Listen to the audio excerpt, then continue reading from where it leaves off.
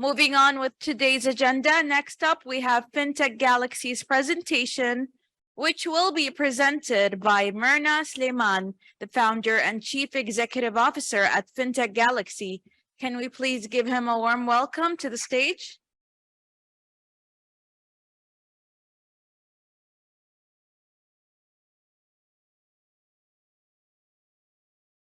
All right, thank you. Apologies. Can we please give her a warm welcome to the stage? Thank you. Thank you. All right, so we're going to keep this session a bit interactive, and I need to understand how much do you know about open banking, because I'm not going to start talking about something before I understand the knowledge in the room. So how many of you know what open banking is all about? Raise your hands. Open banking? Okay. Do you know what's an API is? Do you know what banking is? Okay. So I'm going to try to simplify things for you, and we're going to talk about what open banking and how we transition from open banking to open finance. And I'm going to link it as well to the lab that we plan to launch along with the AFCM and Mubashir. Before I start, let me just introduce myself. So my name is Myrna Sleiman. I'm the founder and CEO of Fintech Galaxy. We have one mission, which is moving the needle on financial inclusion. Okay. And for that, we have built a platform that enables innovation, open banking, and open finance. The platform is called Phoenix. Okay. Now, there's a lot that is happening in capital markets, and I'm going to focus on capital markets because the conference is about capital markets. And here, it all includes brokerages and, debt and equity capital markets and everything related to what you do for a living on a daily basis. So there's a revolution that is happening today with capital markets. There are new investment tools that are being launched in the market. There's a new wave about AI and data analytics. So you hear about the ChatGPT and robo-advisory and all of that. This is actually disrupting the way we do business today, okay? So not only the banks are being disrupted, but also capital markets are changing. There's also regulations coming up, and you will have no other choice but to adapt. So those who live in the UAE, for example, there is a new open finance regulation coming to the country, and everybody's going to be abiding with the new compliance and risk management and open banking, open finance regulations. So it's not that far, okay? It's not that far. Even Oman, they started the consultation on open banking, and open finance is going to come next. Bahrain started open banking 3 years ago, and now they're looking at open finance. Saudi did open banking with data, and now they're doing payments as well. Open finance is coming. So there's nowhere to hide. You need to be up, with all these changes. Okay. Now, what is open banking? Who owns the data today? Data, customer data, accounts, savings, customer information. Who owns that data today? The banks, right? Insurance companies, the brokerages. You own the data. Open banking simply is the practice of changing the ownership of data from the bank or the institution to the customer, okay? It gives the ownership of data to the customer. So it enables the customers to do data sharing and payment initiations through a platform that is a middleware, something similar to what we have, which is the Phoenix, okay? Through consent management between the institution and the customer, okay? For example, if you have an app, okay? If you have an app and you want to check your balance, قديش معك بالحساب؟ $20 مليون إن شاء الله بصيروا مليارات. So you go check your account, and it shows you account, savings, current, whatever. Now, if you have 5 bank accounts across the same market, you will have to open 5 different apps, صح? We have to open 5 different apps. Now, open banking enables the data sharing. So you open one app and that app retrieves your data from 5, 6 different banks and gives you one view of your footprint. And what happens in the back end is the customers gives consent to bank, you know, Sohar or Bank Muscat or HSBC or whatever to actually share this data that you own now as a customer. This is open banking. Okay, even with payments, you can do bank-to-bank payments. So now payments is done through, you know, MasterCard and Visa, and you do all of these, you know, payments, Apple Pay and whatever. Open banking brings another form of payment, which is pay by bank. So pay by bank basically enables you to make a payment peer-to-peer, bank-to-bank, and you don't have to go through a credit card or anything. I just transfer from my account.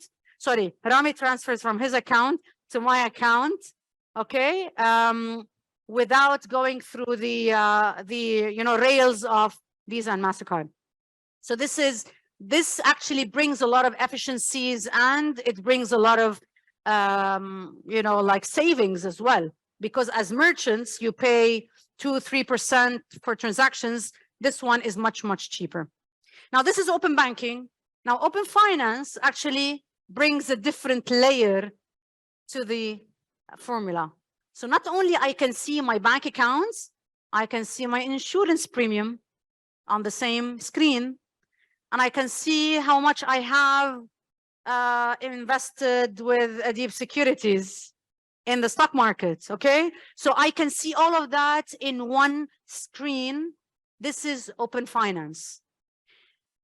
KYC, okay, know your customer. So you do eKYC. With open banking, data sharing, everything you need to know about me can be done through open banking. Okay, that's data sharing, sharing my data. There are a lot of use cases that are done at a retail level, customer, and there are a lot of use cases done at a corporate level as well. So even the corporates and the SMEs can benefit from open banking. Now, open data is when you bring everything into the same environment. So you have access to how much your DUA bill is, or you have access to how much actually your phone bill is. And so all of that data coming at a government level, at an economy level, can you imagine the possibilities and the beauty of credit scoring, for example? Credit scoring, like credit scoring. Now you can actually know if Mirna pays her bill on time, and if she actually has traffic fines, and if how much, you know, she pays for her water and whatever bill, and you can give her credit scoring. You can even, as a bank, provide certain loans to me if you know that my kids are going to schools, okay? Or as an insurance, if I'm somebody who drives a Porsche convertible red and I'm like a crazy person, you will know that and you will give me a higher premium without even asking me, because you have the data, okay? So this is, in a nutshell, what we're talking about. So as I said, the first one is the two basic use cases of open banking are the account, so data, okay, account aggregation. You remember I told you about aggregating data, and payment initiation. So accounts and payments, data and payments. And this is the flow. This is the flow, okay? Now, there are different trends around the world when it comes to regulating open banking. In some areas, it's an industry driven, like in the US or other markets like Singapore, it's an industry driven. So there aren't strict regulations in the market. They just let the market provide use cases and let the market regulate itself. And there are regulatory driven markets like Saudi, like Bahrain, like the UK, like PSD2, if you know what PSD2 in the UAE and the EU is, like the UAE coming next, like Oman is coming now. All of these are regulatory driven markets. Brazil, Latin America, when it comes to open finance, is very, very active. Australia is very active. So there are two different models out there, either in open banking or in open finance. Tamam until now? All good? Any questions? Yes. لا لا يلا سوق.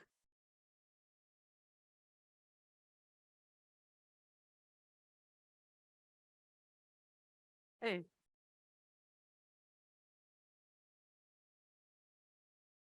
That's a very good question. What will you benefit? Okay.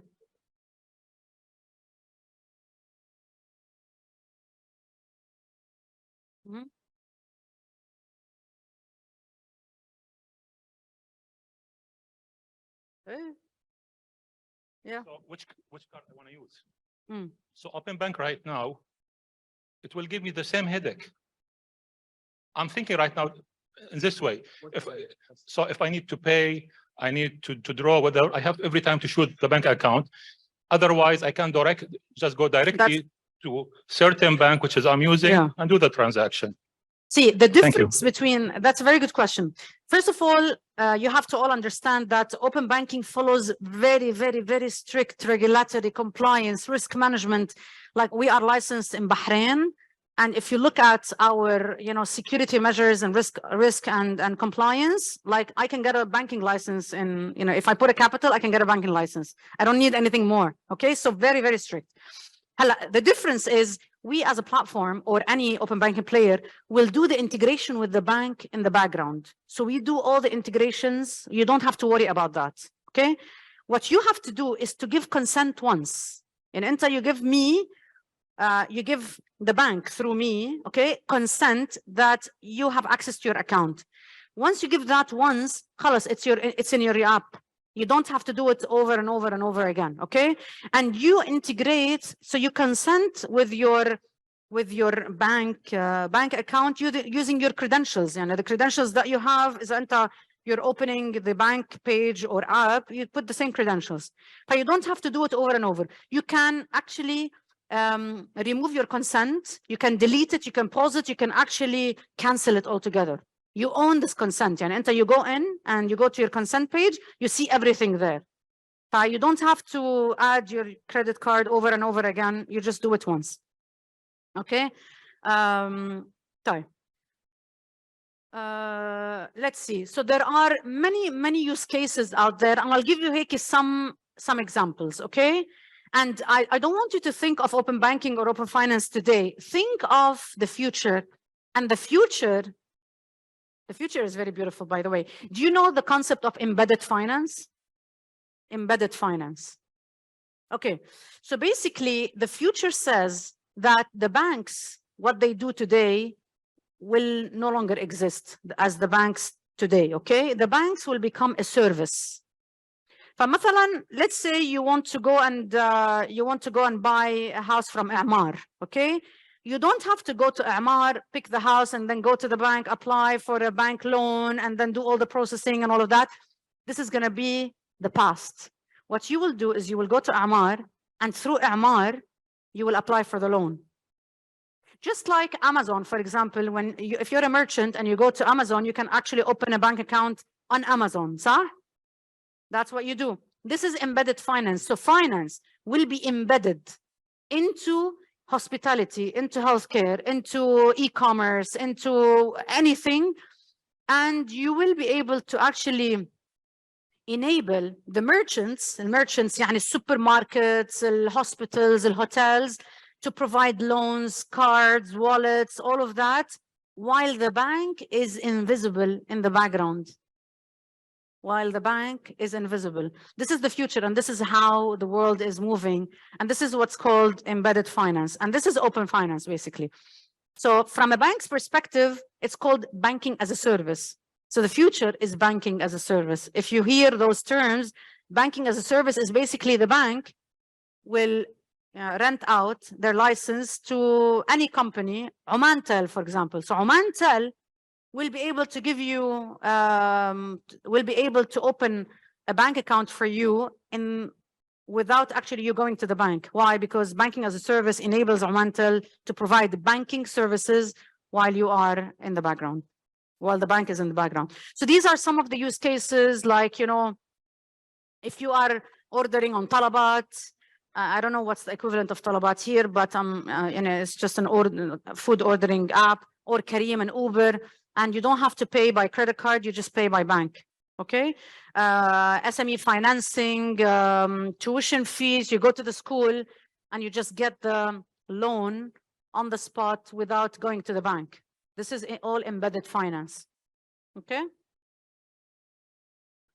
There are a lot of use cases in open banking. Saudi has already rolled out 8 use cases for data, and they are rolling another set of use cases in payments.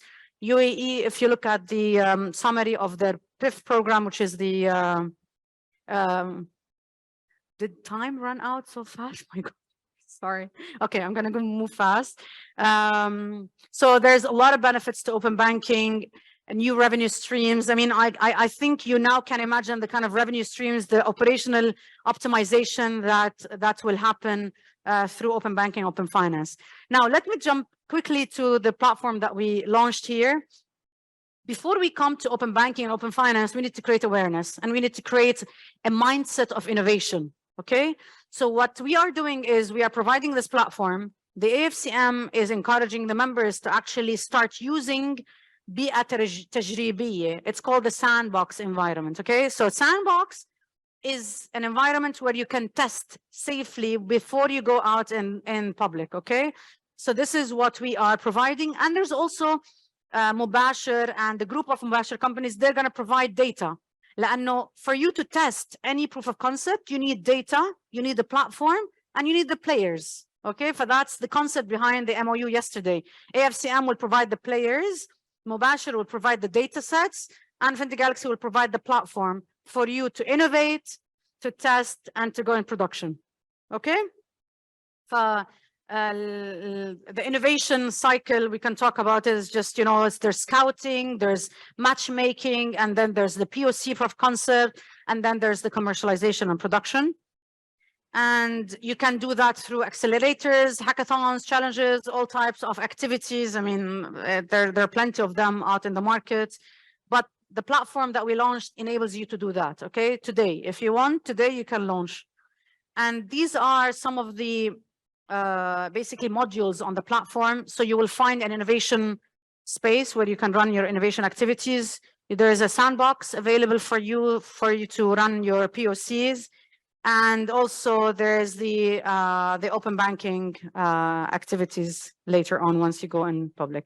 I mentioned a lot of use cases, and there's also the marketplace for the fintechs. And this is the platform, and that's it. Thank you.